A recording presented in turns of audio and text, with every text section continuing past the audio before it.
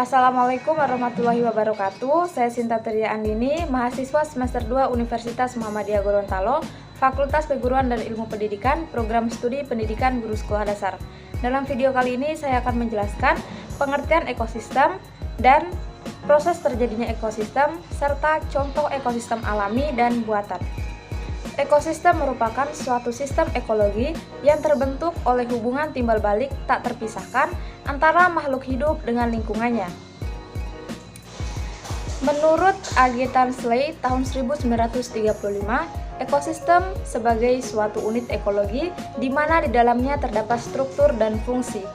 Menurut Woodbury tahun 1997, ekosistem merupakan tatanan kesatuan secara kompleks di sebuah wilayah yang terdapat habitat, tumbuhan, dan binatang. Menurut Odum tahun 1993, seperangkat unit fungsional dasar dalam suatu ekologi yang di dalamnya tercakup organisme dan lingkungan.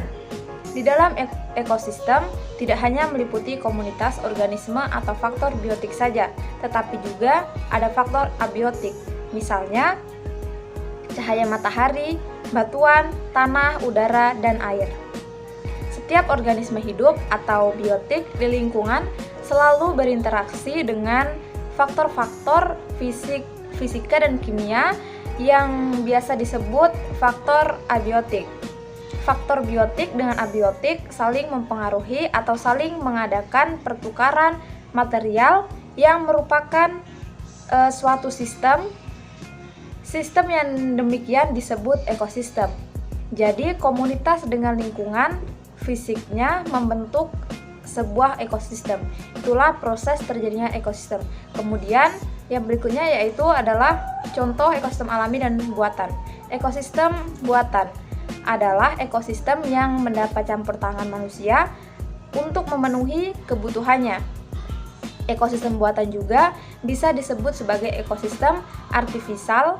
Pengertian ekosistem buatan lainnya juga mencakup ekosistem yang terbentuk dari aktivitas atau usaha manusia dalam pengelolaan atau mengadakan perubahan terhadap lahan. Contoh ekosistem buatan meliputi sawah, irigasi, hutan tanaman produksi, bendungan, hingga perkebunan sawit. Yang berikutnya, ekosistem alami. Ekosistem alami yaitu ekosistem yang terbentuk akibat pengaruh alam sekitar. Sama seperti ekosistem lainnya, ekosistem alami dibentuk oleh dua komponen, yaitu komponen biotik dan komponen abiotik.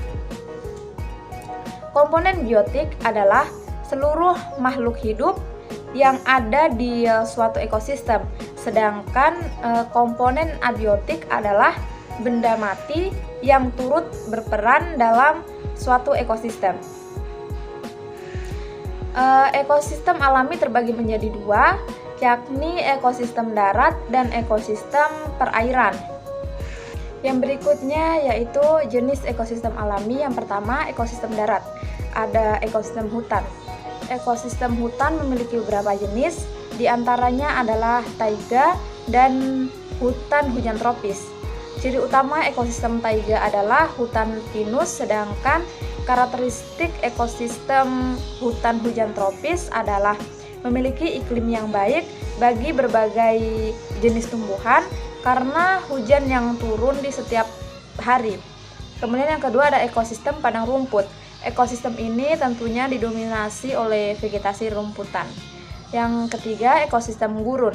Ekosistem gurun dihuni oleh makhluk-makhluk hidup yang mampu bertahan hidup dengan keadaan kering dan suhu yang panas.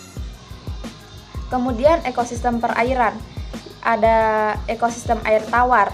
Kadar garam air yang ada di dalam air tawar sangat sedikit sehingga disebut dengan air tawar. Beberapa contoh ekosistem air tawar adalah sungai, rawa, dan danau. Yang kedua yaitu ekosistem laut.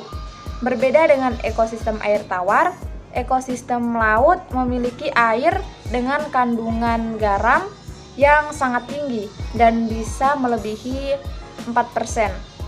ekosistem alami ini merupakan ekosistem terluas di dunia. Demikianlah penjelasan yang dapat saya jelaskan. Lebih dan kurangnya saya mohon maaf.